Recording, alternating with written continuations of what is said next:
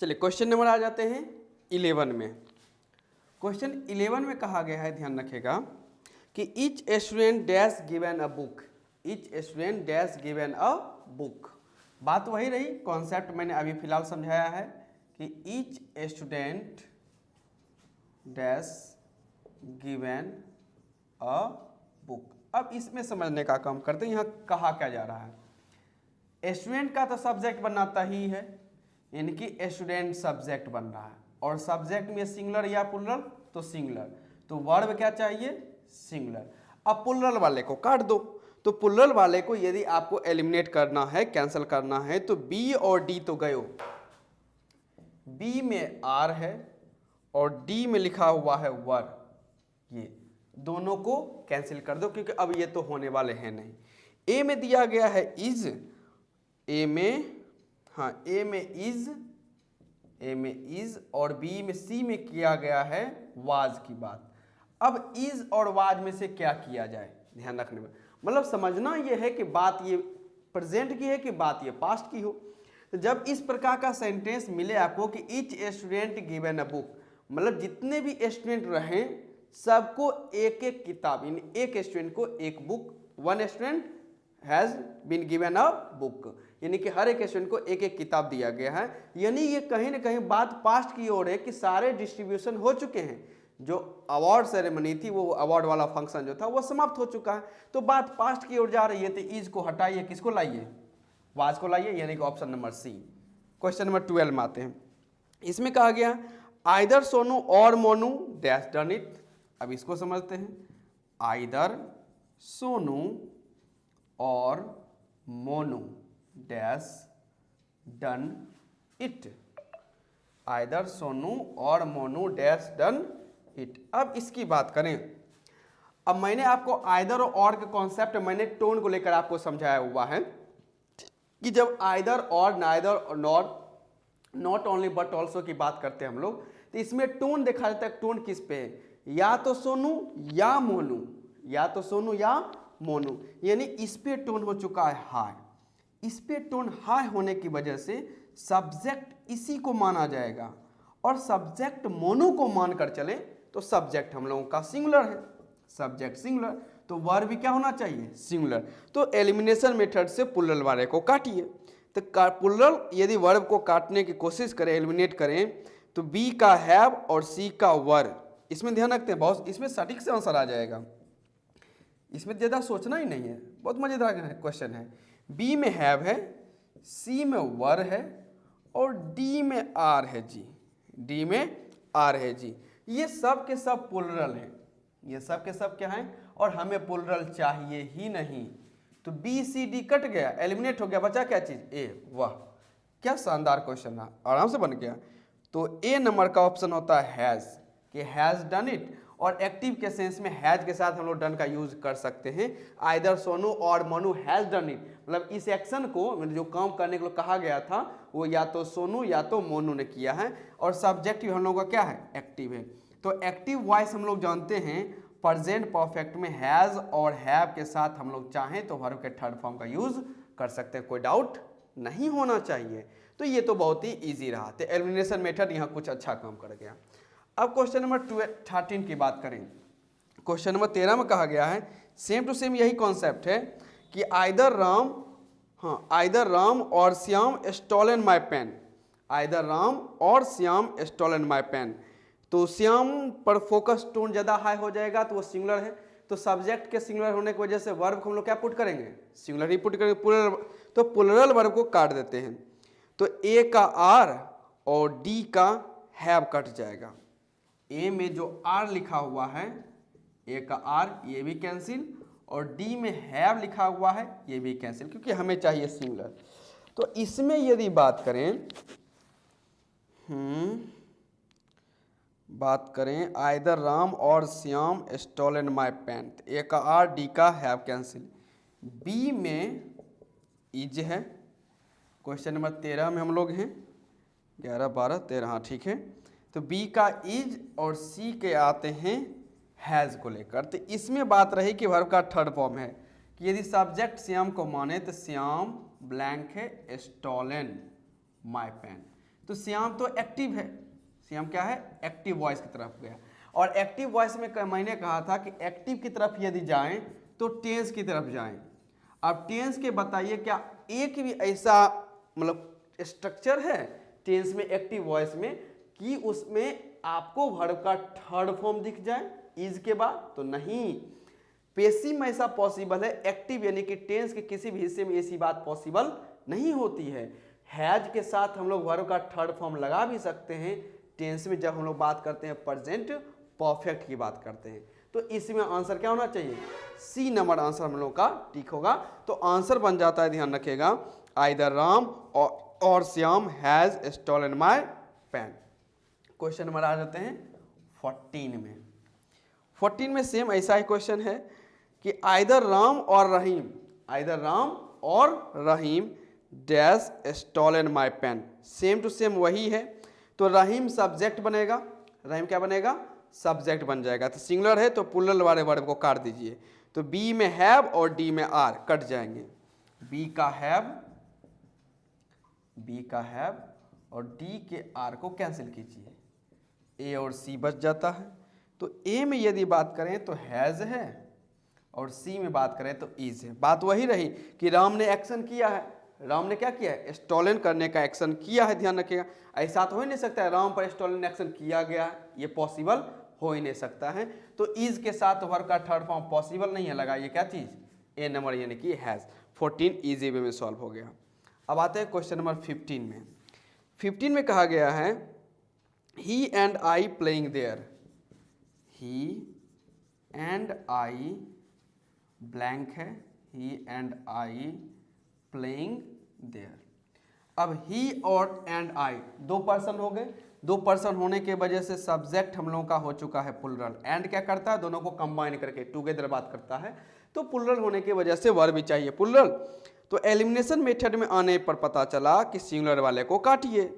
तो ए में वाज है, बी में इज है, इसको हटा दीजिए, हटाते हैं। ए में वाज और बी में है इज, तो इसको तो हटाइए, इसको रखना ही नहीं है।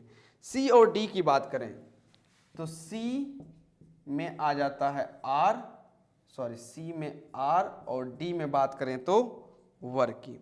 अब इसमें बात करें, ध्यान रखिएगा, he and I blank playing there.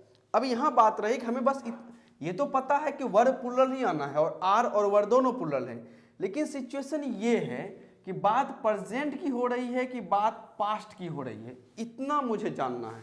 तो क्वेश्चन यदि आप पढ़ेंगे तो उसमें लिखा हुआ है कि he and I dash playing there, he and I dash playing there. अब देयर क्या कर रहा है? आपको पास्ट के किसी इवेंट को याद दिला रहा है कि देयर यानी कि वहां, कि वह और मैं वहां खेल रहे थे, वहां खेल रहे हैं नहीं, वहां खेल रहे थे। तो देयर जो वर्ड है, ध्यान रखिएगा, इसके लास्ट में THER देयर, ये आपको कहीं ना कहीं पास्ट की ओर ले जाने का काम कर रहा है, जिस वजह से हम लोग वहां सर क्या क्लिक कर देंगे? वर्ड को क्लिक करेंगे, आर को नहीं करेंगे। तो एक एक क्वेश्चन, मतलब जिसने भी एक एक क्वेश्चन, उसके एक एक वर्ड आपको आंसर की ओर ले जाते हैं। बस मेहनत करने की बात है, कॉन्सेप्ट को जानने की बात करें कि वो कौन कौन से वर्ड हैं जो आपको टाइम, वर्ब, सब्जेक्ट सबको आपकी जानकारी दे सकते हैं। तो उस एक एक बात को ना फोकस किया जाना चाहिए जिस पे टाइम लगता है। कोई मजाक तो है नहीं कि यूं ही एक चुटकी में सीख गए, कि एक चुटकी में ये समझ जाए, 5 मिनट में ये समझ जाए, 10 मिनट में ये समझ जाए, ऐसी बात नहीं है। मेहनत करनी पड़ती है, सीखनी पड़ती है एक एक बात को। कुछ बातें यदि गलत हो गई तो उसको सही तरीके से ऑर्गेनाइज किया जाना चाहिए, और कुछ बातें यदि आंसर आपका सही भी हो गया तो आपका जो आंसर सही आया है वह सही तरीके से आया है कि गलत तरीके से आप लगा लिए, कि तुक्का लगा लिए हैं। आंसर सही होना और सही तरीके से होना दोनों में अंतर है। तो बारीकी से यदि पढ़ना है तो आंसर सही होने पे इंपॉर्टेंट नहीं है, आंसर सही तरीके से होना चाहिए, वो इंपॉर्टेंट है। तो हमेशा सही का साथ मत दें, सही तरीके से जो काम करें उसका साथ दें। क्योंकि कुछ कहा जाता है, कुछ ऐसे काम होते हैं जो पहले दिखते तो सही है, वास्तव में गलत तरीके से किए गए हैं। इसलिए सही तरीके पर जाएं, पैटर्न पे जाएं, कॉन्सेप्ट पे जाएं। 15 हो गए हैं। अब आते हैं क्वेश्चन नंबर 16 में। सारे के सारे क्वेश्चन को कॉन्सेप्ट पे हम लोग डील करने का काम करेंगे। चलिए 16 में आ जाते हैं।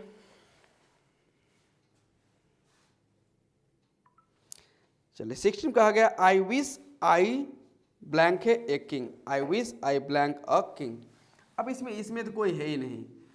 आई विश एक कितना याद रखिए, जब कभी हम लोग इमेजिनेशन की बात करते हैं, इमेजिनेशन का, और ये इमेजिनेशन होता है present imagination, present imagination. Present imagination क्या है कि प्रेजेंट टाइम में आप हैं और आप कोई चीज़ इमेजिनेशन कर रहे हैं कि यदि मेरे पास ये होता या मैं वो हो जाता। जैसे अभी माने तो अभी तो हम लोग इंडिया एक डेमोक्रेटिक कंट्री है, क्या डेमोक्रेटिक कंट्री में किसी का किंग होना पॉसिबल है, किसी का क्वीन होना पॉसिबल है? नहीं, डेमोक्रेटिक कंट्री में किंग और क्वीन नहीं हो सकते हैं। या हम लोग जो ह्यूमन हैं, क्या हम लोग कभी लायन हो सकते हैं प्रेजेंट टाइम में? क्या कभी बर्ड बन सकते हैं? क्या मैं कभी आसमान में उड़ सकता हूँ बर्ड की तरह पंख लगा करके? बर्ड बन के पॉसिबल ही नहीं है।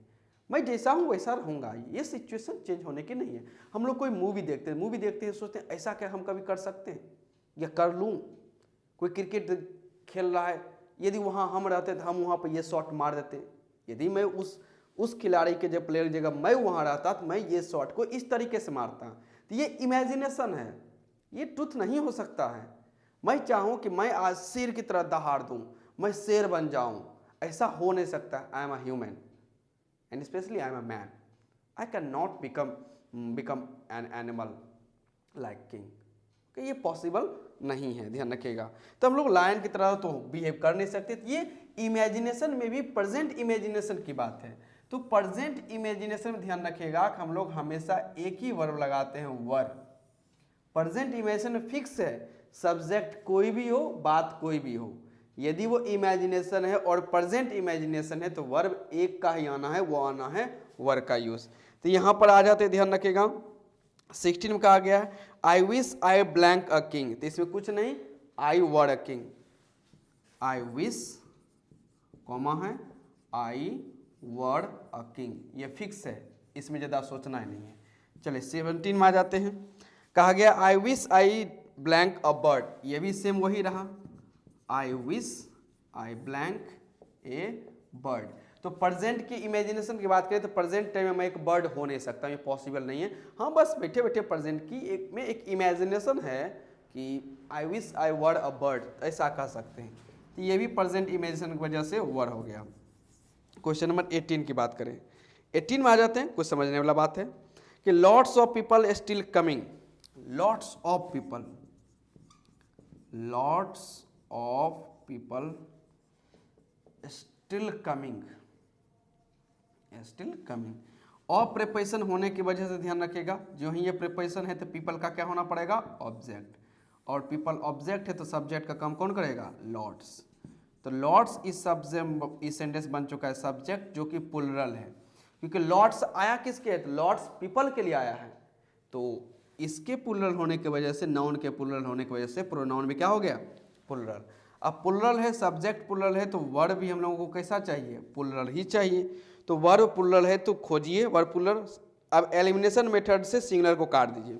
तो बी की इज और सी हैज, बी का इज है और सी का हैज है, ये तो कट जाएगा।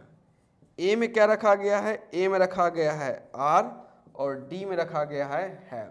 बात तो दोनों प्रेजेंट की, अब थोड़ा सोच लेते हैं। अब लोग जो है स्टिल कमिंग, आने का काम अभी जारी है, वो आ ही रहे, ध्यान रखेगा।